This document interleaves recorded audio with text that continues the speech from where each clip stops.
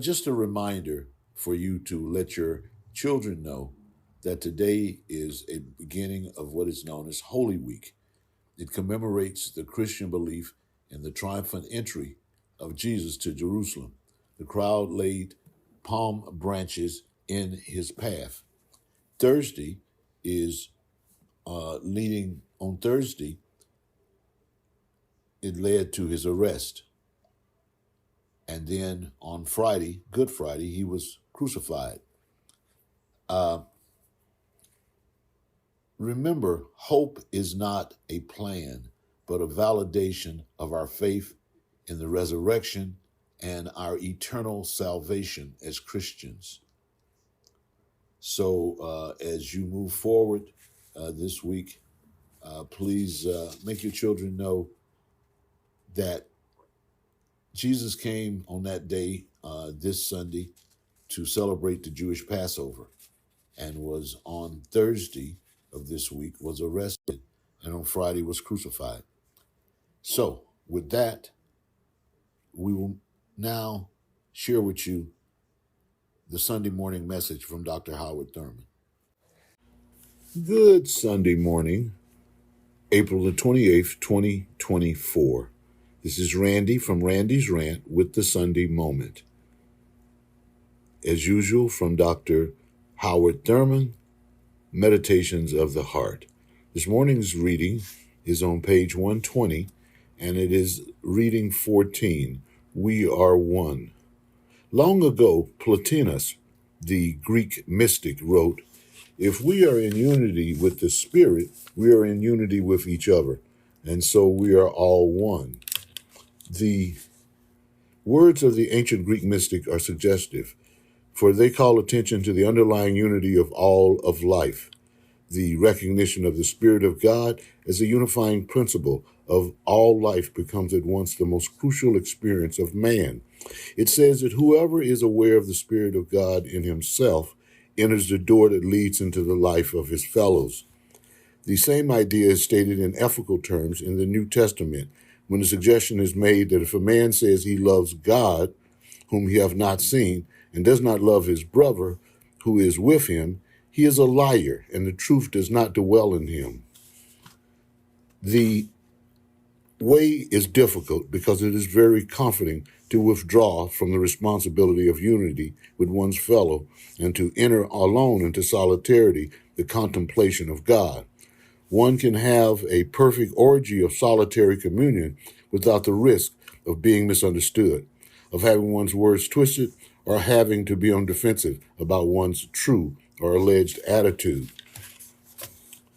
In the quiet fellowship with one's God, one may seem to be relieved of any necessity to make headway against heavy odds. This is why one encounters persons of deep poisonous and religiosity who are intolerant and actively hostile towards their fellows.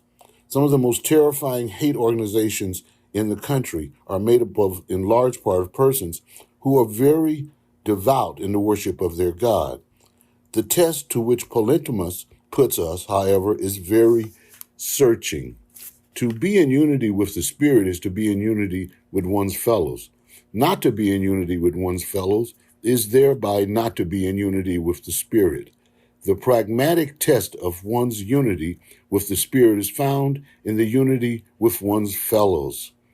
We see that this means that when we are involved in the experience of a broken relationship, when I have lost harmony with another, my whole life is thrown out of tune, and God tends to be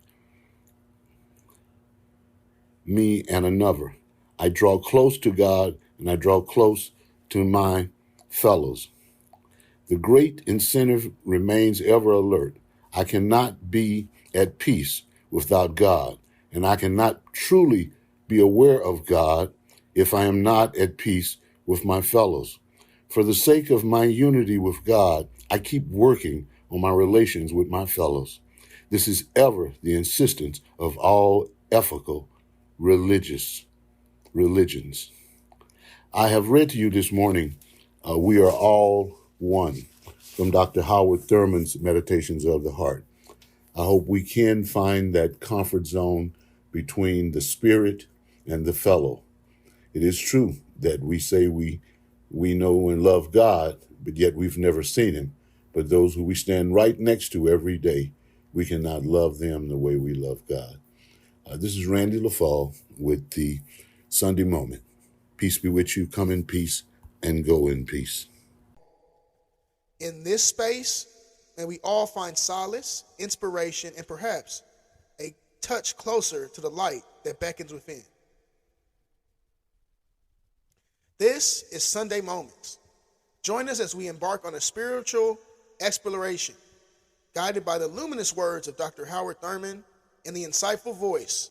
This podcast aims to be a compass, a guiding light as we navigate the often murky waters of existence.